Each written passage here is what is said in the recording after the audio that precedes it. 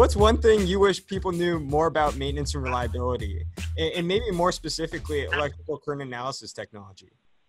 From the analysis, well, I've actually got two responses to you. From the maintenance and reliability industry, stop being hung up on your bosses knowing what you do. Everybody's so focused on the C-suite these days. You know, I'm sure you've seen some of my writings along this line. I'm going to be getting a little heavier into it. When you start relating reliability and maintenance to safety, to reduced waste stream, to reduce cost per unit of production, to you know, reduced energy costs, things like that, and stop with the you know, simple payback is, I always thought was hilarious. But the other one, cost avoidance, I have yet to pull up a P&L sheet and see cost avoidance on any column.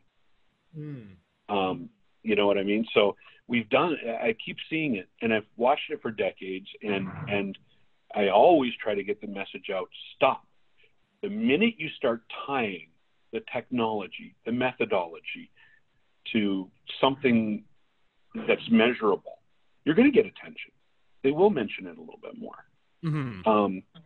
It's nice, but the biggest thing there is communication still. From the technology standpoint, a lot of people need to start looking beyond.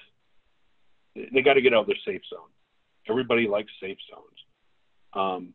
You know, they have to start learning that there are other technologies that can do the things that they're used to doing with another technology, and that the technologies actually work together. Learn your technologies, understand what they do.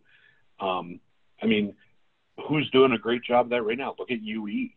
I mean, they went from, okay, you know, we're ultrasound and we detect air leaks, to, oh, we can do bearings. And by the way, we can accurately detect stuff. Now they're rivaling vibration. Yeah. So because they're learning more about what their technology can do.